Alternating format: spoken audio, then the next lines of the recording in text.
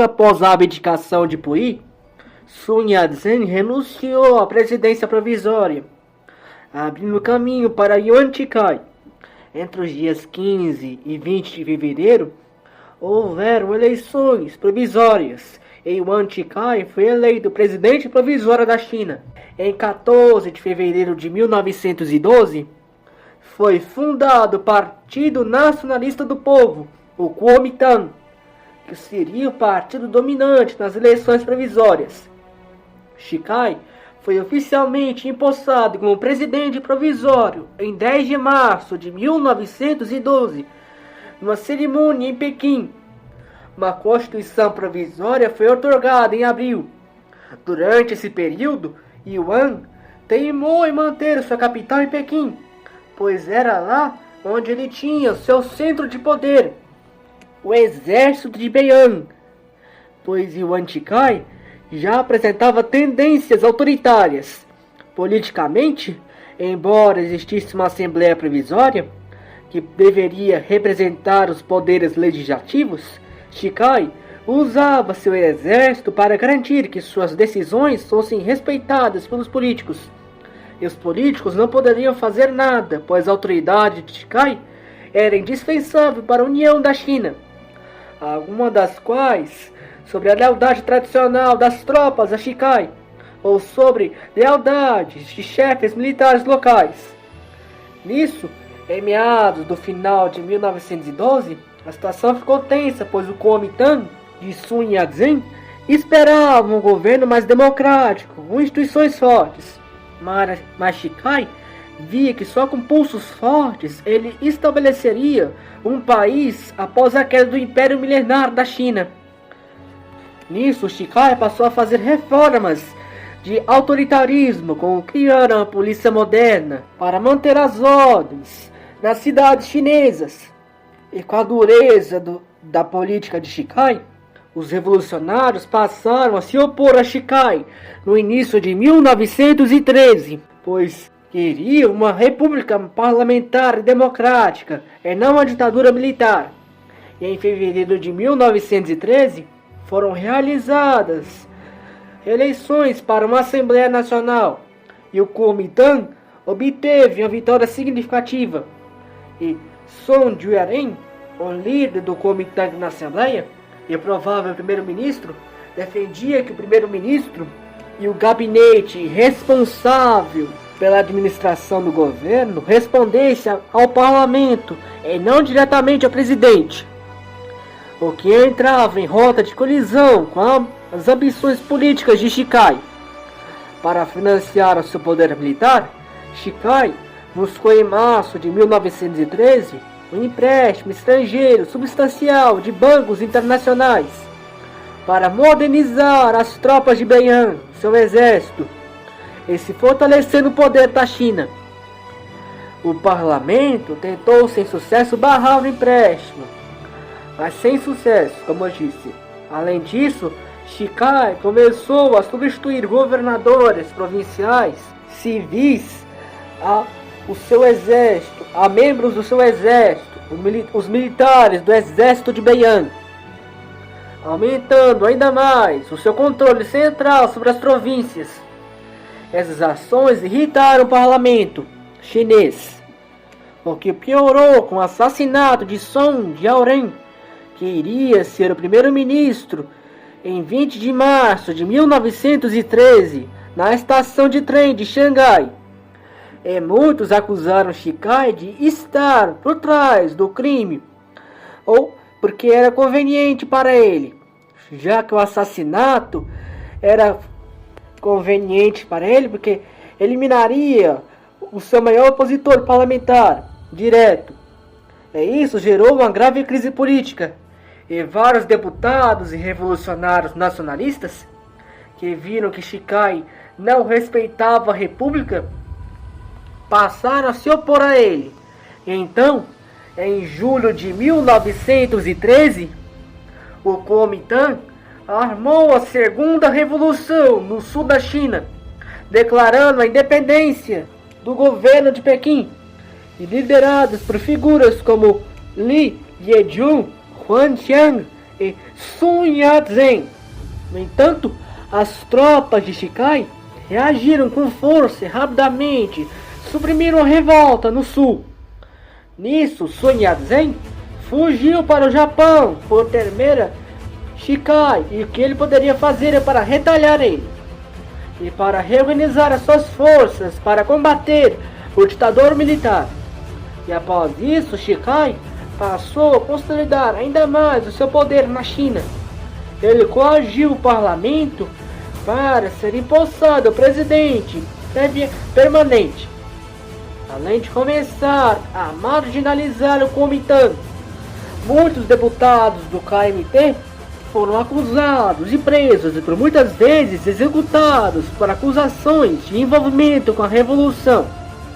Em novembro, Shikai expulsou o KMT do legislativo chinês, e com o parlamento enfraquecido, em janeiro de 1914, Shikai dissolveu formalmente a Assembleia Nacional, e para dar um ar de aparência de legitimidade à sua autoridade, ele, com um grupo de 60 homens, todos aliados a ele, foram convocados para redigir um novo Pacto Nacional, que foi otorgado em 1º de maio de 1914.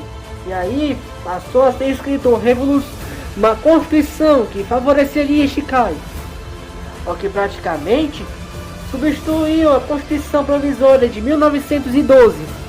Além disso, por todo o ano de 1914, Shikai começou a reorganizar os governos provinciais. Cada província passou a ter um governador militar, o Duda, aliado a um governador civil, ato que entregaria a China para o caos nos próximos 12 anos. Externamente, a China declarou-se neutra numa grande guerra que começara na Europa em julho de 1914, a Primeira Guerra Mundial, que afetava suas fronteiras, pois o Império Alemão tinha uma província na China, Tsingtao, estava localizado na província de Shandong, província adquirida após a Revolução dos Boxers em 1901. Então, em agosto de 1914, o Império do Japão declara guerra à Alemanha Imperial e lançou uma ofensiva que captura Tsingtao.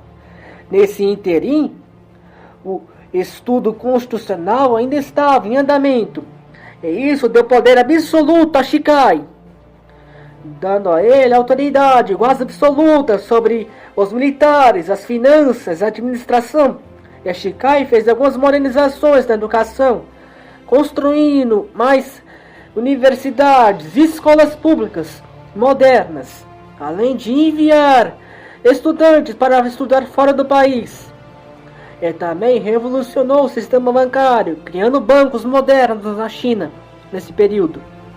Mas Shikai rejeitou a versão proposta de uma constituição mais liberal e democrática no papel, argumentando que ela era inferior à Constituição de 1912. Os motivos reais eram porque essa Constituição mais liberal certamente limitaria os seus poderes como presidente. Nisso, para garantir apoio da deposta monarquia Manchu dos Qin, Shikai organizou a reabilitação dos ritos antigos da China Imperial no final de 1914 para o início de 1915, e aprovou comissões reabilitando Confúcio e reabilitando os sacrifícios do céu, ou seja, reabilitando a sacracidade dos imperadores chineses. Sobre a política externa, no dia 18 de janeiro de 1915, o Japão, visando ocupar Shandong, apresentou ao governo chinês as chamadas 21 demandas, exigindo concessões econômicas e territoriais em Shandong para o Japão, o que forçou Shikai a aceitar essas demandas. Politicamente, Shikai avançou para a instituição de uma nova Constituição, que lhe desse poderes absolutos sobre a régime chinesa, retirando os últimos vestígios de parlamentarismo e democracia na China.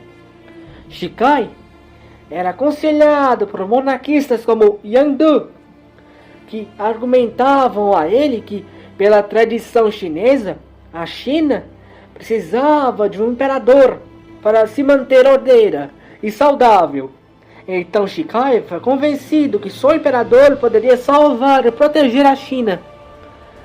E então, em 20 de novembro do ano de 1915, Shikai convocou uma assembleia representativa. E essa assembleia votou de forma suspeita a favor que Shikai se tornasse imperador. E em 12 de dezembro, Shikai aceitou o título de imperador, proclamando o Império da China. E ele rompeu com a República de forma total. No entanto, seu novo regime monárquico sofreu uma forte oposição do povo e das elites militares. Várias províncias se rebelaram de imediato, recusando a monarquia reposta, formando o Exército de Proteção Nacional em resposta à restauração imperial, o que abalou até o círculo de poder de Shikai, pois muitos generais do exército de Beiyang se distanciaram e recusaram o projeto imperial de Shikai. A instabilidade foi tão grande que Shikai foi forçado a adiar os ritos formais de coroação. Em 22 de março de 1916, Shikai abdicou formalmente do trono imperial e restaurou a República Chinesa. Mas isso foi tão fatal para a jovem República Chinesa, como muitos generais que eram de confiança declararam a sua independência de suas províncias e passaram a formar o que foi chamado de Camarilha Militar, a Camarilha de Beiyang, que era uma facção militar que atuava em devidas províncias. E a saúde de Shikai entrou em derrocada total. E no seu leito de morte, em junho de 1916, ele nomeia o general Li Yuanhong, um dos únicos generais que não o traíram no início do ano, e por ele ser o general de Wuhan, da revolta que derrubou a monarquia 4 anos antes.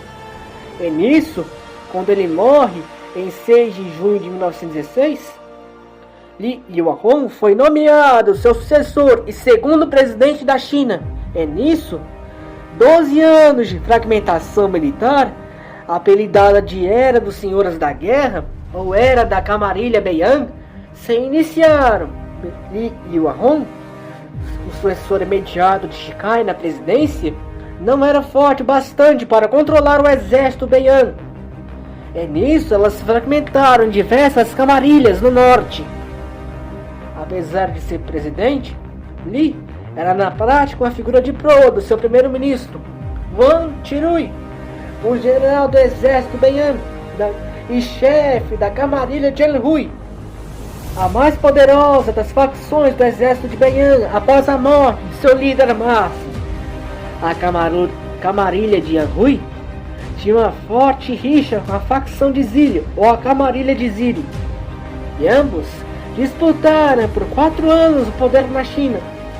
Apesar da sua fraqueza presidencial, Li Yuanhong restaura a Constituição e reconvoca a Assembleia Nacional Chinesa. Mas o governo careceu de força efetiva para impor as suas políticas e vontades. Apesar disso, foi expandido na China algumas modernizações, como a indústria leve, e começou a surgir bancos modernos chineses nesse período. Mas a partir do ano de 1917, Wang Qirui, adotando uma postura mais belicista, passa a pressionar o presidente Yuanhong para a China entrar na Guerra Mundial a favor da Entente Franco-Britânica contra a Alemanha Imperial, pois Wang desejava enviar tropas como forma de angariar empréstimos dos japoneses e dos europeus. o que o presidente e muitos parlamentares viam como perigoso e contrário aos interesses da nação chinesa, criando um impasse que paralisou o governo. Yuan, então, iniciou negociações secretas com o Japão e com as potências ocidentais, sem a permissão do presidente ou dos parlamentares. E essa disputa logo se tornou uma grande crise de autoridade. E em março de 1917, Li Yuanhong tenta limitar o poder do seu primeiro-ministro, retirando Duan de algumas prerrogativas, o que provoca uma reação imediata dos generais Beiyang, que ameaçam ocupar Pequim. Mas em abril de 1917, o conflito atinge seu ponto crítico quando Li demite formalmente Duan Chirui. Mas essa decisão provoca um levante militar das tropas Beiyang que apoiavam Chirui. A crise torna abertamente institucional. O parlamento tenta defender o presidente. Duan reúne apoio entre as províncias do norte e tropas começam a se movimentar ao redor de Pequim. E a possibilidade de intervenção militar na capital cresce diariamente. E neste momento surge a figura do general Zhang Chu, um líder conservador monarquista que oferece a Li Yuanhong apoio militar para conter Duan. Mas Zhang Chun, ao chegar em Pequim em junho, se apresentou como defensor da legalidade, porém acabou se recusando a negociar com a Assembleia Nacional, exigiu a sua dissolução e começou a planejar uma restauração da monarquia deposta.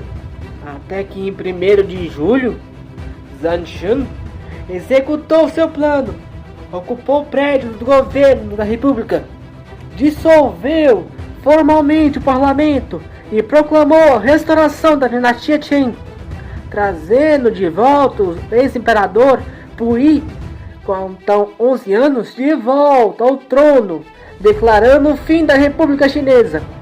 A restauração, porém, durou apenas 12 dias, porque Duan Chirui, agora apoiado por todo o exército Beiyang, marchou contra Pequim e a bombardeou, forçando Zhang Chun a fugir e desmontando integralmente a restauração imperial, e a república foi restaurada.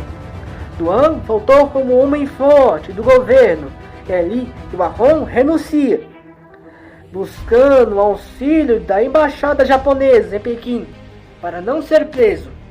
Esse evento selou o destino da república com uma terra dividida entre facções e pensamentos. Duan instalou como presidente Feng Guozhan, um general Beiyang. Nas semanas seguintes, Duan dissolveu de fato a autoridade civil remanescente e governou de forma suprema sobre o presidente, ao mesmo tempo que renovava de forma agressiva sua agenda diplomática e pressionou Feng a declarar guerra à Alemanha Imperial, algo que conseguiu em agosto de 1917, o que permitiu à China enviar 500 mil homens para o fronte europeu e mesopotâmico, o que permitiu as negociações de empréstimos com o Japão e a Entente Europeia, fortalecendo a sua camarilha Anhui, o que aprofundou a cisão com os parlamentares e governadores do Sul, que viam na entrada na guerra uma manobra de Duan para se enriquecer às custas da China. E em setembro de 1917, as províncias do Sul de Guangdong, Guangxi e Yunnan reorganizaram as forças sob o comando de Sun Yat-sen, Liu Hongqin e Tang Jinsao, dando início aos movimentos de proteção constitucional que afirmavam que Pequim governava de forma ilegítima porque haviam infringido e abolido a Constituição de 1912. E nisso, os 3 governadores do Sul formaram um governo rival em Nanquim, que tentavam reconstruir a constitucionalidade perdida e que atraiu parlamentares fugidos de Pequim. E ao longo do final de 1917, essa cisão Pequim-Nanquim se aprofundou com Duan se rearmando para atuar contra o Sul, para fazer uma ofensiva contra o Sul. Em Pequim, a política se tornou ainda mais instável devido à rivalidade dentro do próprio exército de Beiyang, pois o presidente Feng Guozhan, o então presidente, se aproximou da facção de Zili, a rival da facção de Duan. E nos primeiros meses de 1918, Duan rearmou seu exército, criando novas unidades, alinhadas pessoalmente a ele. Mas essa expansão provocou tensões com a facção de Zili, de Cao Kun e Kozang. Nesse interim, Duan manipulou as eleições de fevereiro de 1918, nas quais Duan fraudou e comprou votos e criou uma senda de apoio a ele, que coloca parlamentares leais a ele na Assembleia Nacional, criando o chamado Clube de Anhui na Assembleia de Pequim, uma maioria que daria domínio político completo a ele. No Sul, mesmo tendo prestígio moral, Sun Yat-sen dependia dos generais Lu Hontin e Tang Jinsao, que não aceitavam perder autonomia para Sun nas decisões da régia do governo. E de modo, no início de 1918, Sun passou a perder apoio militar. Ao mesmo tempo, 1918 marcou o pico de influência do Japão em Pequim, o que gerou descontentamento entre os intelectuais e estudantes chineses que criticavam o militarismo em Pequim. Já em Nanquim, Sun Yat-sen, praticamente isolado do poder militar, só contando com o apoio do jovem oficial Chiang Kai-shek, teve que renunciar ao posto militar em maio de 1918 e virou uma figura de proa para os militares. No norte, Duan Chirui, com a renúncia de Feng em 10 de outubro de 1918, colocou o civil de baixo poder na presidência, Xu Zhisan, e isso aumentou ainda mais o seu poder.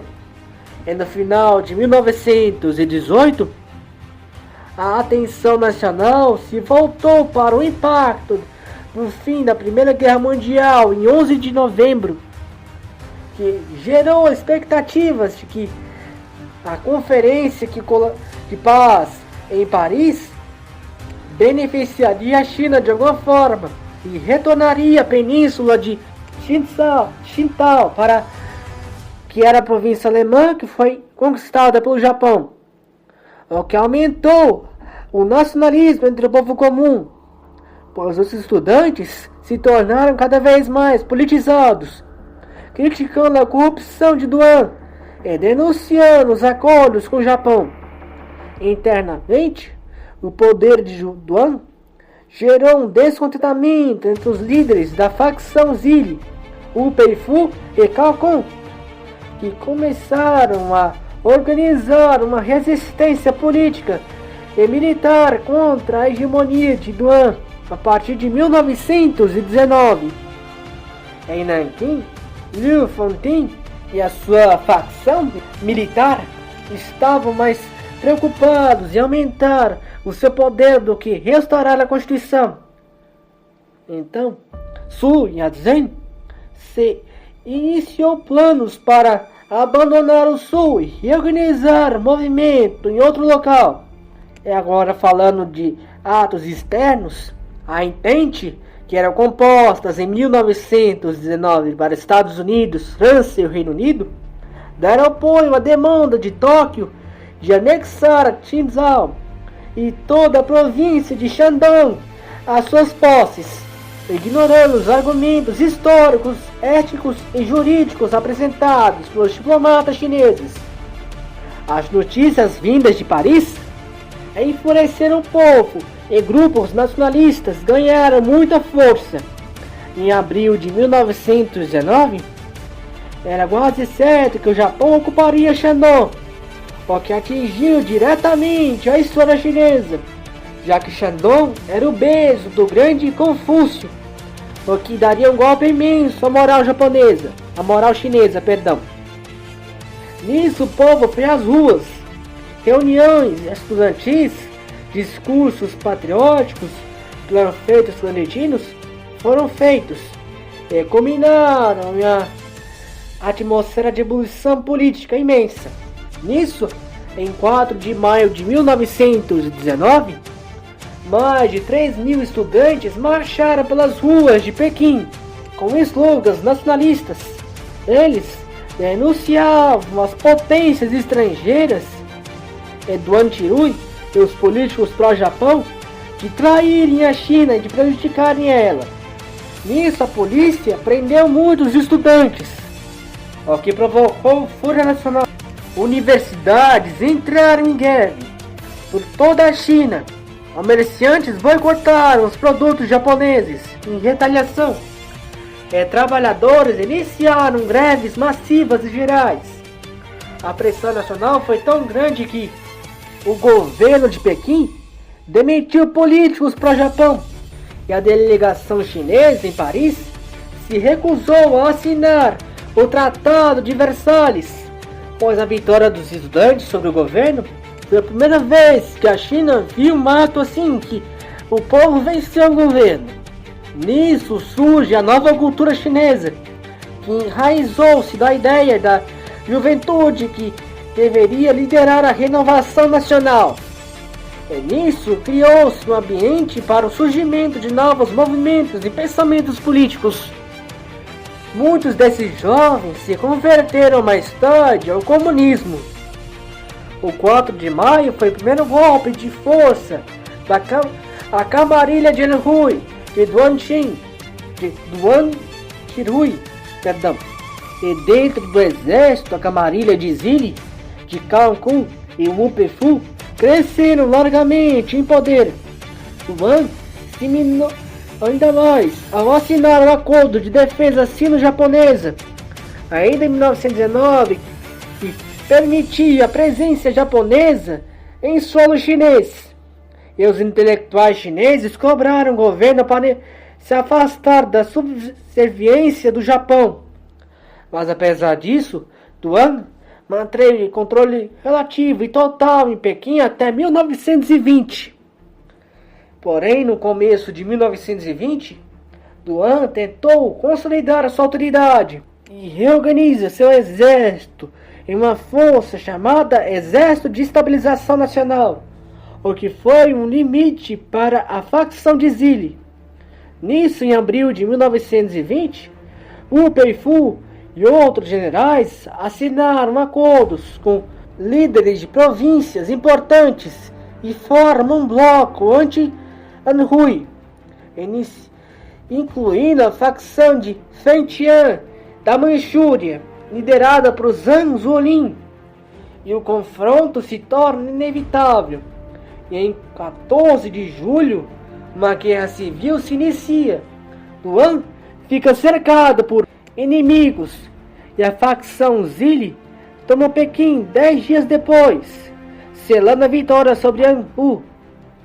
E Duan perdeu todo o seu poder.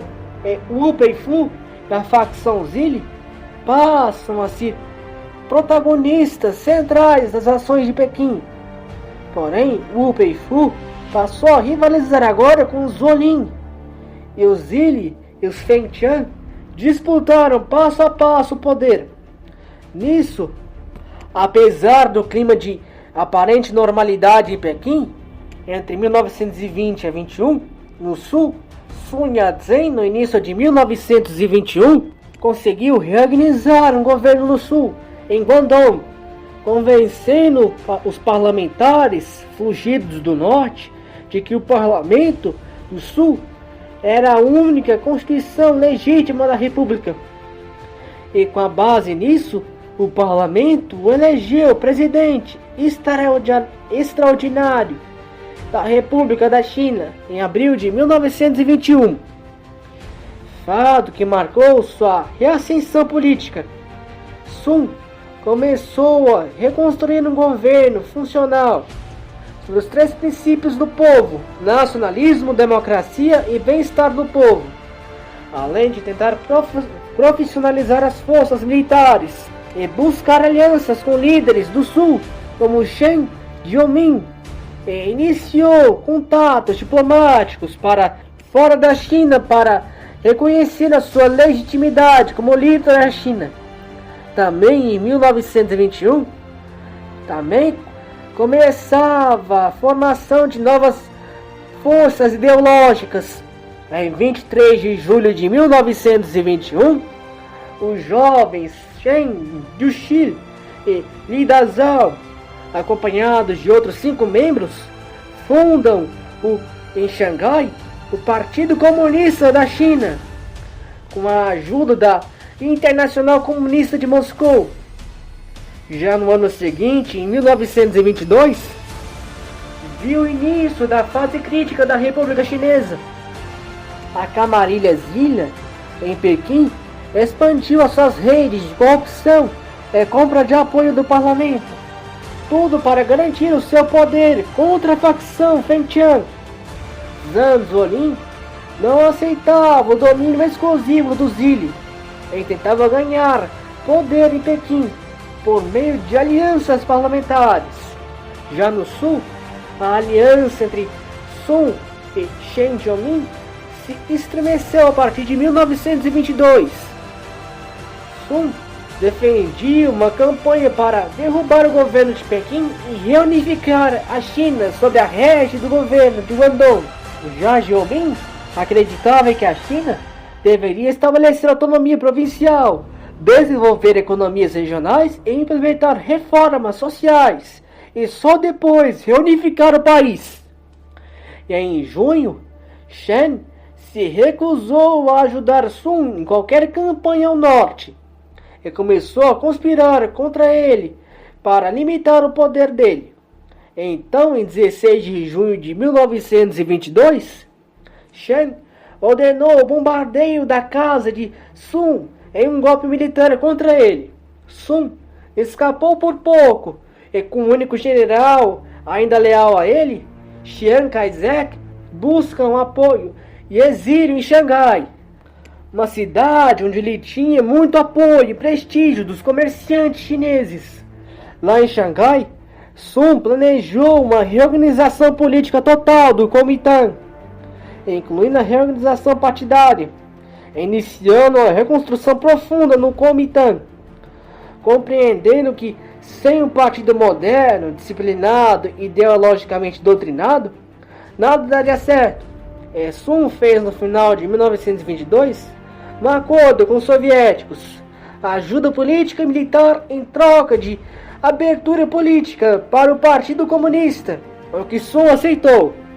Enquanto isso, no norte, a rivalidade Zili e Fengtian cresceu de forma abrupta a partir de 1922 para 1923. Ambas as camarilhas moveram suas tropas pela fronteira e travaram intensos combates de baixa intensidade. Ficando claro que uma nova guerra civil era só questão de tempo. O governo civil de Pequim, governado pelo Zili, se tornou irrelevante, dominada por corrupção, compra de cargos e intimidação militar. No sul, Chen passou a enfrentar guerrilhas pró-Sun Yat-sen no final de 1922 para 1923, feitas por comunistas, o que minou a legitimidade de Chen. E após isso, Sun recebeu, a partir de 1923, promessas políticas soviéticas de apoio militar direto, incluindo envios de conselheiros e a futura criação de uma academia de formação militar. E em agosto de 1923, Sun retorna a Guangdong e toma o poder de Chen no Cantão. E os laços entre Sun e os soviéticos se intensificaram.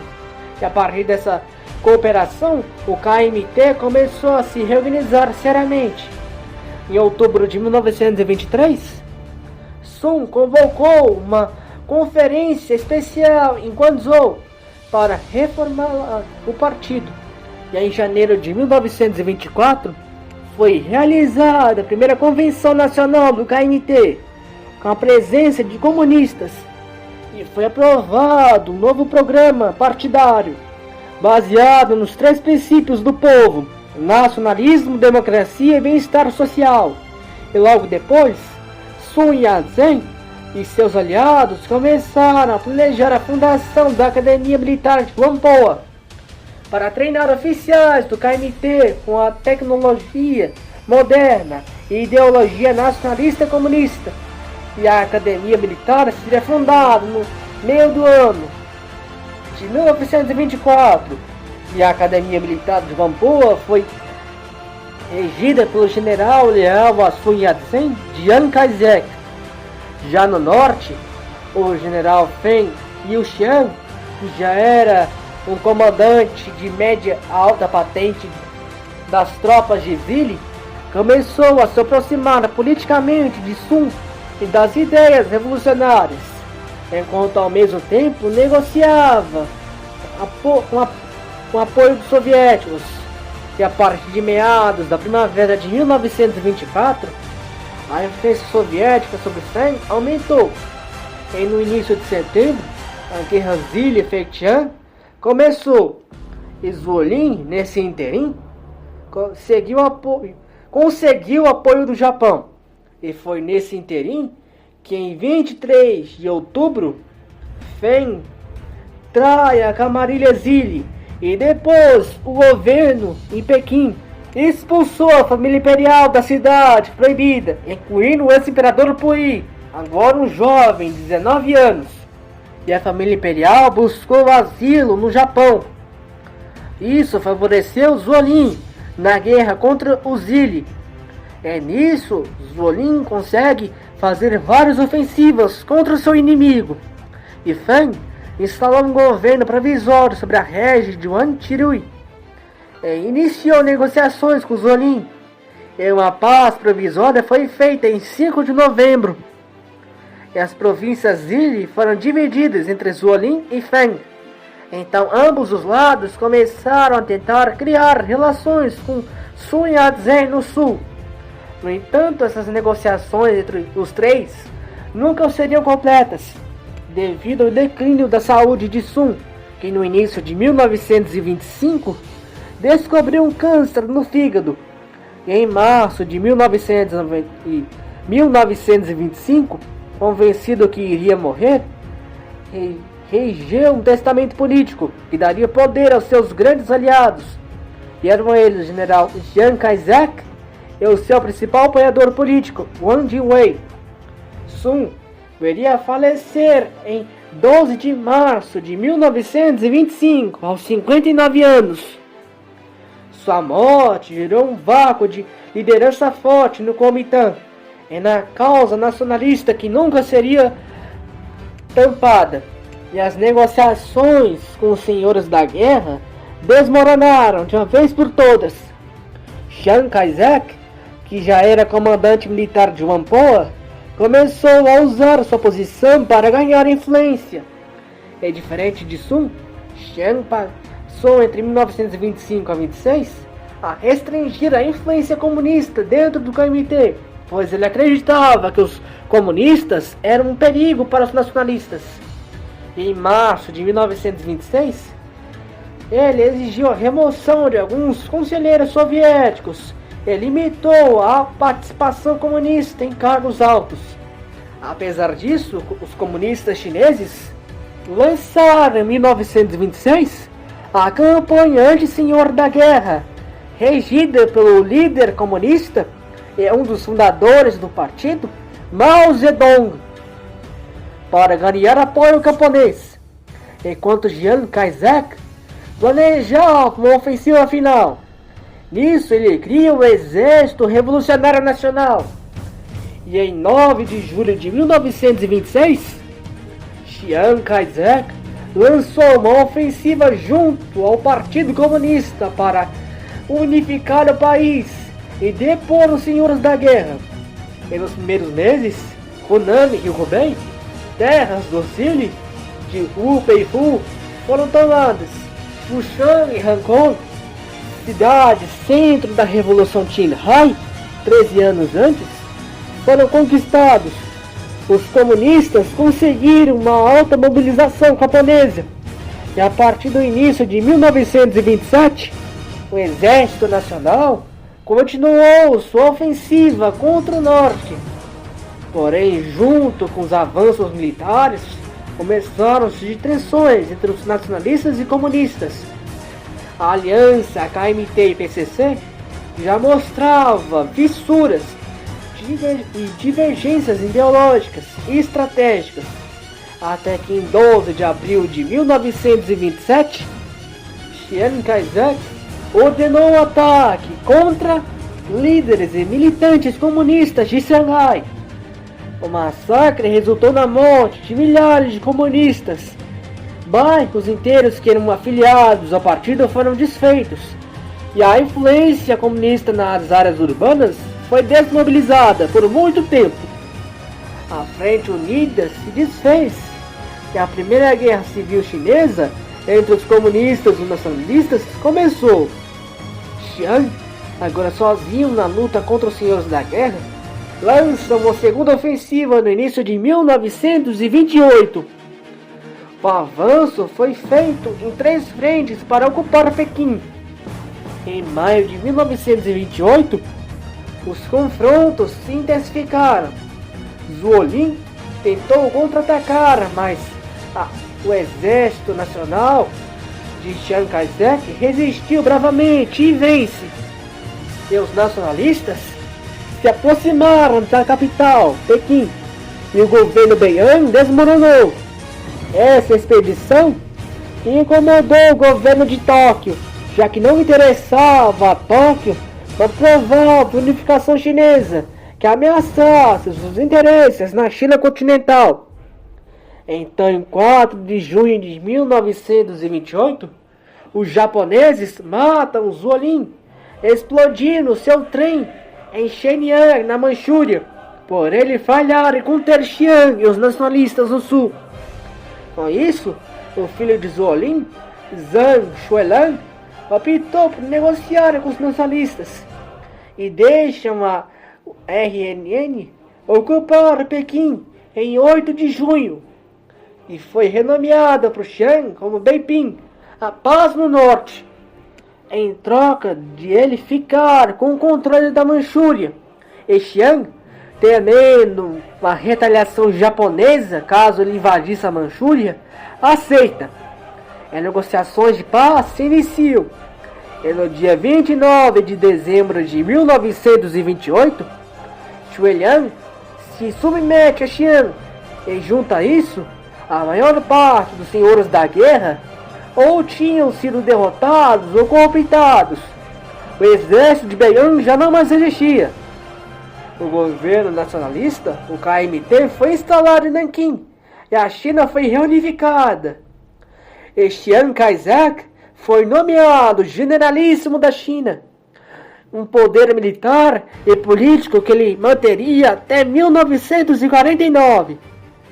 E nisso se inicia o período da década de Nanquim, que duraria até 1937, e que falaremos no próximo episódio. Fique com Deus e até mais. Até a próxima, pessoal.